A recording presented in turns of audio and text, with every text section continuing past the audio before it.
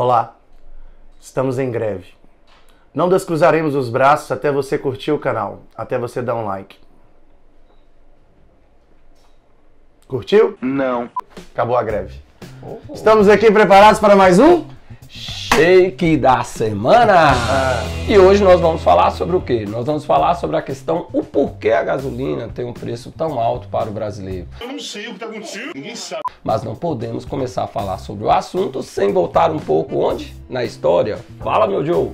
Pois é, a questão do combustível, ela mexe com os investimentos, com a indústria, com o transporte há muito tempo, Dr. Jânio. Se voltarmos no século XIX, na segunda revolução industrial, nós vamos entender que o carvão perdeu espaço para a energia elétrica e para o óleo. Grandes petroleiras começaram a surgir no final do século XIX. Um dos homens mais ricos do mundo, o primeiro bilionário norte-americano, Rockefeller, chegou a dominar o mercado dos Estados Unidos com a sua Standard Oil. Essas empresas passaram a ser influenciadoras da economia mundial. E foi muito difícil para nações consideradas periféricas adquirirem autonomia nesse setor. O Brasil só deu passos nesse sentido no segundo governo de Getúlio Vargas, na fase democrática, na criação da Petrobras, em 1953. A Petrobras nasceu para ser gigante, porque ela nasceu com monopólio de extração e distribuição de combustíveis,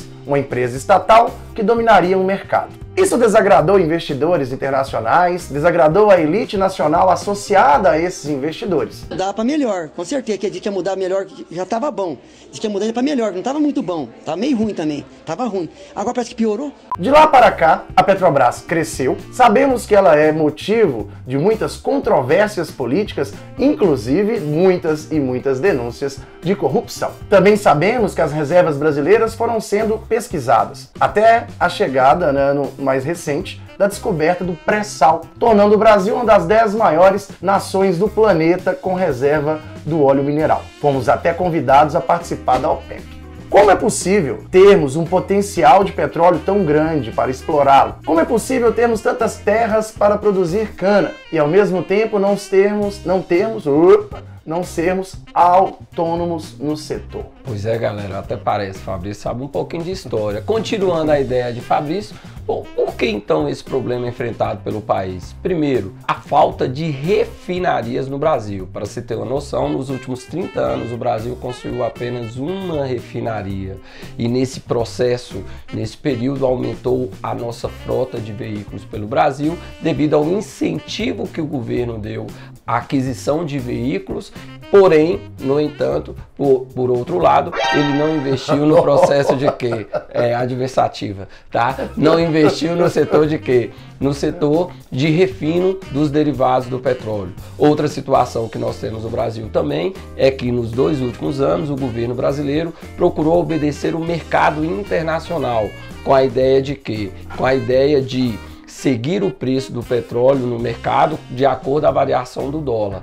Sabemos, você que acompanha um pouquinho de economia no Brasil, que o dólar aumentou bastante o seu valor nos últimos anos, enquanto a moeda brasileira, é claro, consequentemente, perdeu o valor de mercado devido à crise sofrida pelo Brasil desde 2014. E por fim, não podemos esquecer, nessa questão do aumento da gasolina, é que no caso brasileiro, quase metade do preço da gasolina vai de imposto em torno de 47%, enquanto nos Estados Unidos apenas 21%. São realidades diferentes para um preço internacional que acaba sendo o mesmo.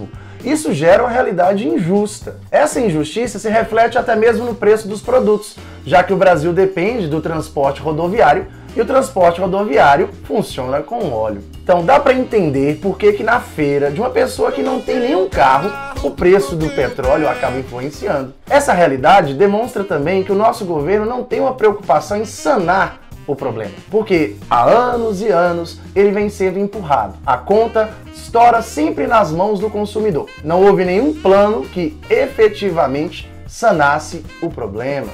Lembrando, galera, que aqui nós não temos nenhuma ideia ou ideologia política. A questão que nós estamos tratando aqui é a situação que o país está passando desde 2014 com a sua instabilidade política e, é claro, como o Fabrício salientou, nós temos o efeito cascata para o aumento da gasolina.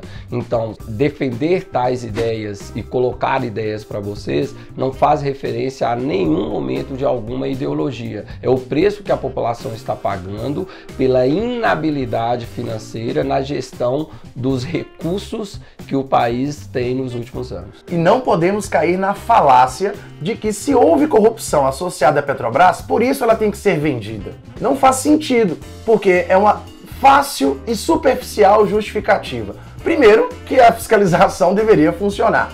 Segundo, que o petróleo e a Petrobras são setores estratégicos. Imaginar, porque lá ocorreu corrupção, ser motivo para não pertencer mais ao Estado brasileiro e para que a gente não tenha autonomia nesse setor, será que as coisas vão melhorar? É muito fácil caminhar no sentido da privatização. A Petrobras é grande demais, a Petrobras gera muito interesse de investidores, é um mercado talvez rei da economia mundial. Para fechar tal ideia sobre esse aumento da gasolina, o Brasil precisa de verdade de um projeto.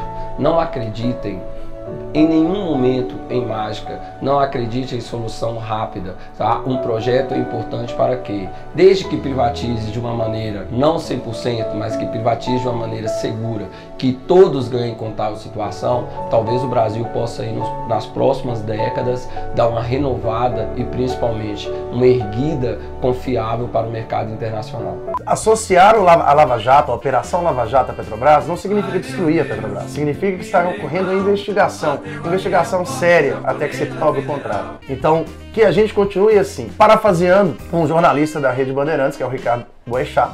Boechat, há alguns anos atrás, por acaso eu estava assistindo, ele disse: vão investigar a Petrobras? Comecem em 1953.